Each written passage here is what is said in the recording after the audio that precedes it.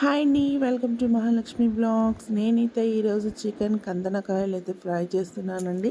మా సైడ్ అయితే చందనాలు అంటారు, కందనకాయలు అంటారు. ఇలా అన్న వాటిని అయితే బాగా ఫ్రై అయితే చేసుకోవాలండి. సూపర్గా ఉంటుంది. మీరు కూడా ట్రై చేసేయండి.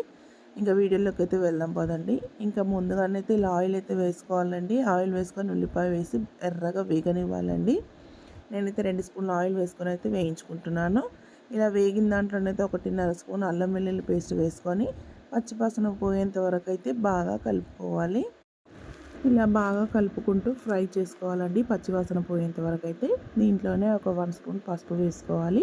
ఇలా పసుపు వేసి కలిపిన తర్వాత మనం కడిగి పెట్టుకున్న కందనకాయలు వేసుకోవాలండి. దీంట్లోనే నేనైతే ఒక 1/2 కేజీ కందనకాయలు అయితే తీసుకున్నాను. ఇలా 1/2 కేజీ కందనకాయలు తీసుకొని బాగా కడుక్కొని అయితే ఇందులో వేసుకొని ఒకసారి కలుపుకోవాలండి. ఇదంతా కలిసేలాగా కలుపుకొని అయితే ఉడికించుకోవాలి. దీంట్లో వాటర్ అయితే వస్తుందండి. ఇంకా దీంట్లో వాటర్ వచ్చిన దాంతోనైతే ఉడికించుకోవాలి. ఇంకా మూత పెట్టి అయితే ఉడికిస్తాము. ఇలా మూత పెట్టి అయితే ఒక 2 నిమిషాలు ఉడికించిన తర్వాత చూడండి వాటర్ అయితే వచ్చింది కదా. ఇంకా చూడండి ఇలా ఒకసారి అయితే కలుపుకోవాలి.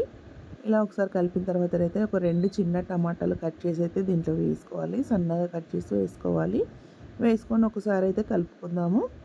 ఇలా కలుపుకొని అయితే ఒక 2 నిమిషాలు అయితే మగ్గనిద్దాము. దాంట్లో ఉన్న వాటర్ అయితే బయటకు వస్తుంది కాబట్టి టమాటాలది. ఇలా 2 నిమిషాలు మగ్గిన తర్వాత చూడండి ఇంకా దీంట్లో కారం అయితే వేసుకుందాము. నేనైతే ఒక 2 స్పూన్ల కారం వేస్తున్నాను. ఒక స్పూన్ ఉప్పు వేస్తున్నాను. ఒక స్పూన్ ధనియా పౌడర్, ఒక స్పూన్ జీరా పౌడర్ వేసుకోవాలి దీంట్లోని. ఇలా అన్ని మసాలాలు వేసి అయితే బాగా కలుపుకోవాలి.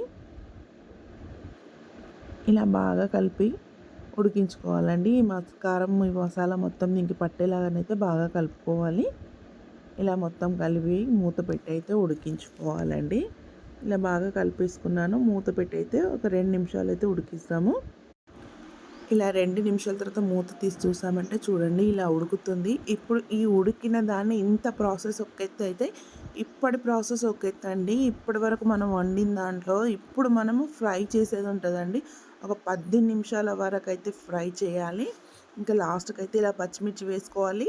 ఇంకా ఇలా కరివేపాకు వేసుకొని అయితే కలుపుకొని ఇంకా ఇప్పుడు ప్రాసెస్ అయితే ఇంకా బాగా కలుపుతూనే ఉండాలండి.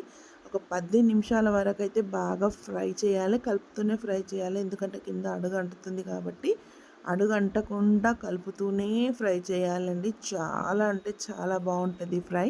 నేను చెప్పడం కాదండి, మీరు ట్రై చేసి ఎలా వచ్చిందో నాకు మీరు కామెంట్ బాక్స్లోనైతే కామెంట్ చేయండి. ఇంకా సూపర్గా ఉంటుందండి.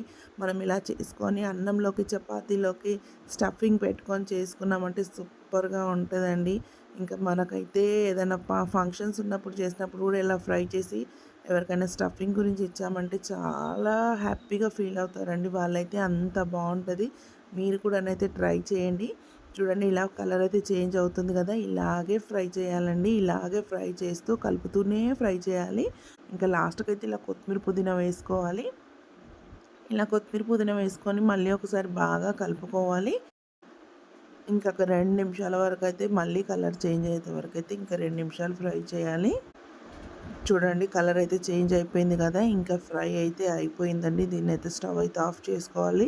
ఇంకా చూడండి ఎంత బాగా కలర్ వచ్చింది, ఎంత బాగా ఫ్రై అయ్యిందో. సూపర్గా ఉంటుందండి. నేను చెప్పడం కాదు, మీరు ట్రై చేయండి.